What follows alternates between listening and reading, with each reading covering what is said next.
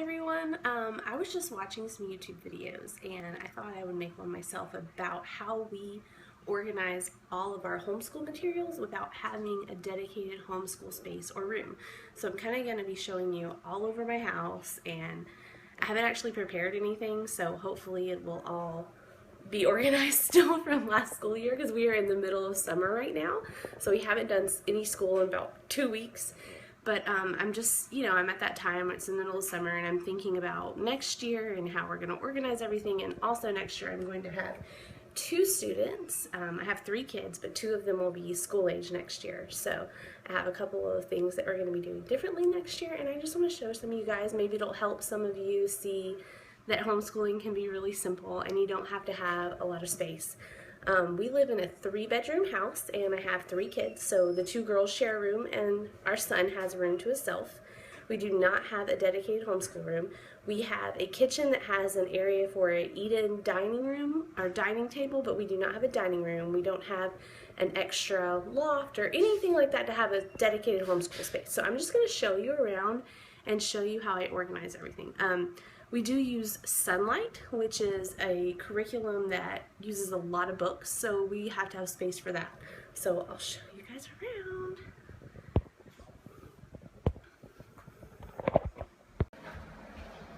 Okay, so first of all, this is my son's room. He's playing right now. Say hi. Hi.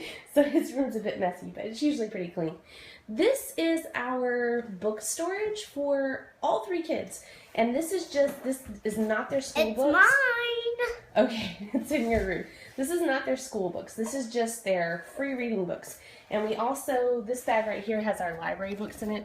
We go to the library every week and we get about 20 books. So I don't spend a whole lot of money buying books, but some of their favorites we do buy, or just things that they've gotten as gifts. And those are their books that they keep. But they mainly read their library books because they do get so many new ones every week. So we do a lot of the library book reading. But of course, all these books are here if they want. So we don't keep a ton of books in the house. I pretend to do schoolwork. We don't keep a ton of books in the house just since we don't have a lot of space. We do a lot of going to the library. Okay, so that's our book storage. And then over here across from my son's room, we have, I hope this closet looks okay. I haven't even looked in here. We have our linen slash, hold on, let me turn the light on. Our linen slash art closet. So my daughter, say hi, Liza. Hi. She will be going into 2nd grade next year, and she loves art. She is very creative, and so we have to have space for that. So since we don't have a lot of room in the house, our homeschool stuff is mixed in with our towels and everything. So we have in this basket, this is not supposed to be here, we have our science stuff that they just can grab out to play with. This has like rocks that they've done at gym mining. It has magnifying glass, a temperature gauge. We have balloons because they've been making sensory balloons.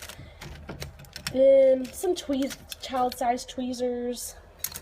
And then over here is some more science stuff. We have our rock kit, rock book. There's like an anatomy puzzle. This is just science stuff that's not part of our science curriculum, but it's just fun science stuff that they can just play with whenever they want. This is kind of my son's more box. He is 4. It has like letter stickers, big letters, and then there's more foam letters. He loves this little scale. And then this just has some extra. This is just stuff they can grab whenever they want. Again, not really part of school. This is our history basket, and I'll be adding more stuff to it, but just a minute, I'm making a video. There's a small little globe just to play with, some Egypt, oh, it's dark in here, Egypt tubes, and then in these 3 drawers here, we have just tons of art stuff. And I also do keep some of our science stuff from our Sunlight curriculum up here, because this is stuff that I don't like them to get into without my help, so I keep it up a little bit higher. And it has a video that comes with it. Okay, and going down the hallway, I just wanted to show you kind of how our house is not very big. This is our daughter's room, but my youngest daughter is taking a nap right now, so I won't show that. In there, my oldest daughter has a 3-bin drawer that she keeps her special art stuff in, like her duct tape and things that she doesn't really share as much. And that's her stuff, like stuff maybe that she bought with her own money. Okay, this is our living room, and this is where I keep the main homeschool curriculum, because this is where we do most of our school, and we have room in here. So because it's our living room, I've decided to go with the white and black work boxes instead of the colorful ones, and just little things that I wanted to make it a little bit prettier. Like this, I put like this so you can't really see into it, but it has like dry erase markers and everything in it that we can take to the table. So our daughter, she does Sunlight, and our son will next year as well. He'll be in pre-K next year, so he'll be doing P4-5. This is my daughter's stuff from first grade, so this is all kind of her old stuff from last year, and it is Sunlight Core B, and we also do, for language arts, we do foundations, and she did B and C last year, and we will do D next year for second grade. She has her journal up here, her language arts, everything's just kind of on the shelf, but it's dedicated by subject. And then daily, I put stuff in here that she needs each day. So the top drawer is math, and she just opens it up, and everything that she would need for the day is in there. Then we have language arts. Some of these I've cleared out, some I haven't. History, read aloud, science, Bible, and then this is Sunlight language arts, because we did get a language arts curriculum with Sunlight, but we ended up using our own language arts curriculum. So sometimes I incorporate some of the Sunlight stuff, so I get an extra drawer for that. Like I think in here there's some of the stuff that Buddy. Excuse me, bud. I'm just gonna turn the book. Okay, you can look up the science book. You want to look at it? Here you go. All right, take it to your room, okay? Fine. Take it to your room. Fine. All right. Up here right now, I have some of her workbooks that she's working on throughout the summer.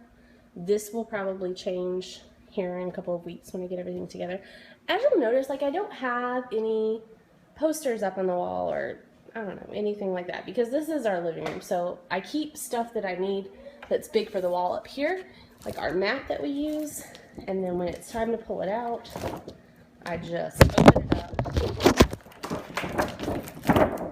and we just throw it on the floor and we just sit down and we check it out. So I don't have anything hanging up on the wall because this is our living room, and sometimes we have guests over, and I just don't like a lot of clutter, so it's just nice for me to be able to put everything up. Okay, and then of course down here right now I just have all the extra stuff that I need. This is not super organized at the moment, but those are her read alouds. Then this is a tray with some work that she's done this year that I still need to hole punch and put in her portfolio. And then this is her portfolio and her journals. And then down there on the bottom shelf, sorry it's so dark, are my son's preschool workbooks that he worked on this past year. Those will be, we won't be using those too much next year for pre-K. We'll be doing Sunlight, and he is getting his own math and language arts curriculum. That's just a really gentle approach. For math, we use Right Start Math. Let me get the book out. And it's called Right Start Mathematics. Lila is on C next year. We just completed B. Rowan, I'm going to start with A, even though that's technically for kindergarten. But it starts out so easy and gentle that we're just going to start it and go very slow and at his pace. And if it takes 2 years or a year and a half, whatever it takes him, that's what we're going to do. So it starts out at the very beginning with just learning your numbers and learning to recognize sets of numbers. Like, you know, if you see 3 blocks, you can know it's 3 without counting it. So it starts out really easy. So that's why we're going to do level A. And like I said, I don't have any expectations of how quickly he's going to get through it. But Lila really likes this. It's really hands-on. There's a lot of games, and I'll probably do a video just about this because I love this curriculum. And Rowan will be doing foundations for pre-K as well. I'm going to start him on Foundations A because, again, it's just going to be, it starts out just learning your basic letter sounds, which he already knows about half of his letter sounds, so I think he's ready for it, and we will just go at his own pace. And again, if it takes him 2 whole years to get through A, that's fine with me. But these books are a little bit shorter. Lila usually does 2 of this a year. So I think he will probably get through all of A in pre-K, and we may even start B in pre-K. Who knows? But we'll see how quickly he progresses. With pre-K, I'm extremely relaxed. I'm pretty relaxed even with Lila with first grade and second grade. So with pre-K, we will just go. If he gets tired of doing it, he will stop doing it. So Lila's going to do B in this, and this is a really fun curriculum. This is kind of like, well, that's a review page, but it will have the objectives, the materials. This is the teacher handbook, and then it'll tell you exactly what to say to teach everything. So I love that.